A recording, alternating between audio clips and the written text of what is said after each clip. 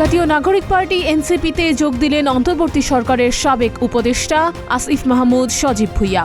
ঢাকার বাংলা মোটরে দলটির কেন্দ্রীয় কার্যালয়ে আয়োজিত সংবাদ সম্মেলনে সোমবার সন্ধ্যায় এই বিষয়ে আনুষ্ঠানিক ঘোষণা করা হয়। এর আগে এনসিপির একজন শীর্ষ নেতার বরাত দিয়ে বিবিসি বাংলা জানায়, আসিফ মাহমুদকে দলের মুখপাত্র হিসেবে গুরুত্বপূর্ণ দায়িত্ব দেয়া হতে পারে।